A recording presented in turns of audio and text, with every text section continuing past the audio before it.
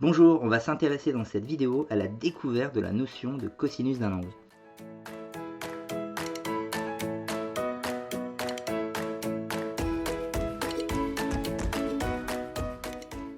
Alors avant vraiment de démarrer l'étude de la notion de cosinus, on va revenir sur quelque chose de beaucoup plus connu puisque surexploité cette année, le théorème de Pythagore. Alors déjà, le théorème de Pythagore, pour resituer, ça se passe dans un triangle rectangle. Alors il faut forcément qu'il y ait un angle droit. On va avoir un angle droit partout ici. La droite, et celle-ci, est perpendiculaire au segment AB. Alors le segment AB est toujours le même, il est connu, il est fixé, on peut le mesurer. Il mesure 4,7 à peu près centimètres. Voilà ce qu'on a. Partout. Bon, et à partir de là, alors, dans le théorème de Pythagore, ce qu'on avait, c'est une égalité qui connectait les trois longueurs de notre triangle rectangle. On va déjà essayer d'un peu de recomprendre pourquoi. Pas comment, c'est trop compliqué, mais un peu pourquoi, le sentir. Eh bien, quand on connaît AB, si on vient en plus nous dire la longueur de BC, on dit BC fait 6 cm. Donc je trace BC égale 6 cm, donc je mesure, on place le point C, donc il est là. Notre point C, il ne peut pas être ailleurs. Et donc à partir du moment où on connaissait déjà AB, sachant que le triangle est rectangle, et qu'en plus on vient nous préciser la longueur BC, et dans ce cas-là, la longueur AC, elle est unique. Elle ne peut pas être autrement. Et on retrouve ici donc bien la notion de l'égalité de Pythagore. C'est-à-dire que le côté, alors c'est sur les carrés, mais qu'il y a un lien entre AC carré et les deux autres. C'est-à-dire que quand vous connaissez deux informations de longueur, vous pouvez déterminer la troisième. Là, c'était en faisant plus. On additionne les petits côtés, les côtés de l'angle droit au carré. Voilà le premier cas. Donc je connais deux longueurs, la troisième est forcément connue. Mais ça marche aussi si je connais donc AB et qu'en plus on me précise cette fois la longueur de l'hypoténuse. Ça fonctionne aussi. Si on me dit AC va faire 7 cm, donc je vais prendre 7 cm, à peu près.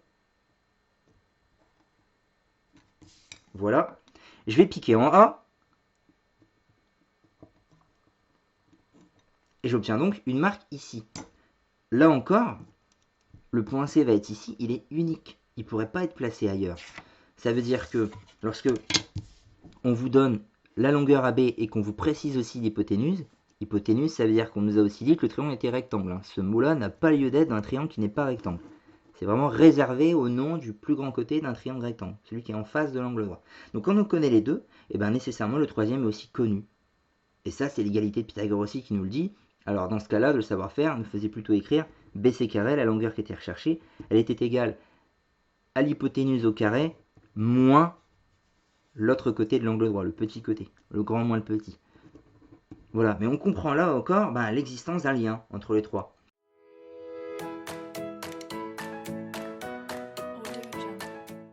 Alors dans notre dernier cas, on va encore une fois repartir de la longueur AB qui est connue et du fait surtout que notre futur triangle va être rectangle, c'est fondamental également.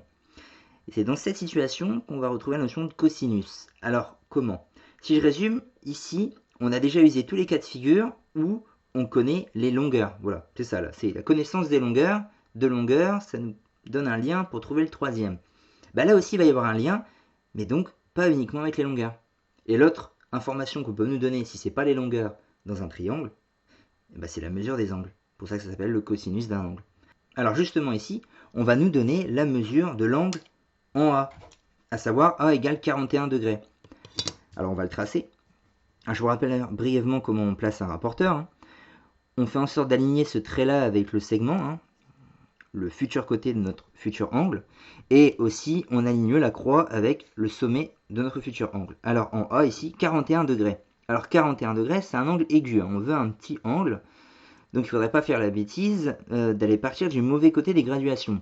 Si je prenais ce 41 là, j'aurais un très grand angle, un angle obtus, alors que 41 c'est un petit angle. Donc c'est le 40 qui est ici, 41 c'est juste à côté, et pour plus de précision, je peux me permettre d'aller là. Si ici il y a 40, là aussi il y a 40 degrés d'ouverture. Donc 41 c'est là.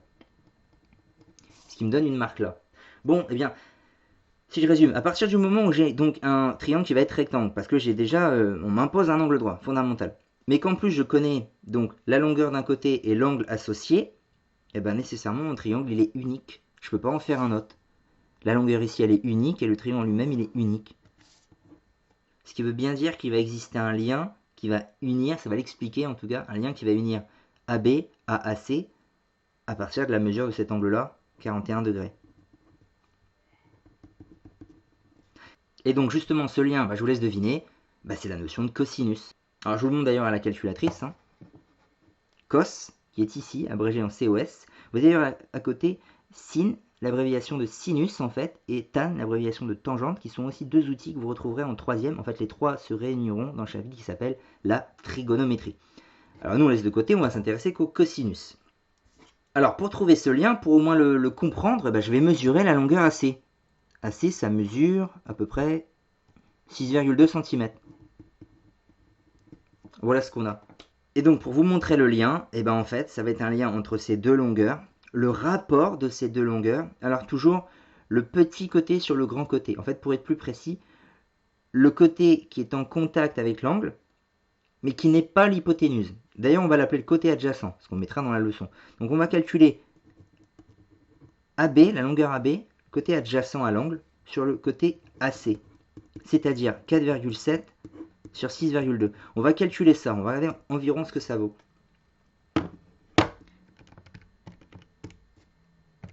Alors environ, on va garder 3 chiffres pour un peu de précision. Voilà ce que ça donne. Et donc il va falloir faire un lien avec la mesure en degrés. Alors dans un premier temps, c'est quand même assez logique de se dire, je ne peux pas comme ça faire un lien entre 41 et 4,7 par exemple, et 6,2. Vous n'avez jamais entendu fait 41 degrés plus 4 cm. Ça ne veut rien dire, moi je ne sais pas faire, je pense que vous non plus. Ça ne veut rien dire. Donc il fallait forcément qu'il y ait un outil qui donne un sens, une connexion entre une mesure en degrés et une mesure en centimètres. Et bien cet outil, justement, je l'ai déjà dit, c'est le cosinus. En fait, on va calculer le cosinus de l'angle. De l'angle ici BAC. Je vous rappelle, quand on donne un nom, c'est la lettre du milieu qui nous indique le sommet de l'angle. Donc le A au milieu.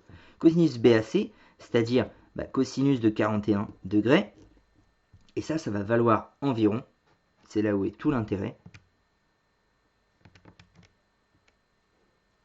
0,754. Autrement dit, quasiment la même chose, avec l'imprécision qu'a comporté la mesure ici, mais en fait la même chose. On a cette égalité-là. Le cosinus de l'angle en A, il est égal au rapport du côté adjacent, qu'on définira beaucoup plus clairement dans la leçon, sur l'hypoténuse. Voilà.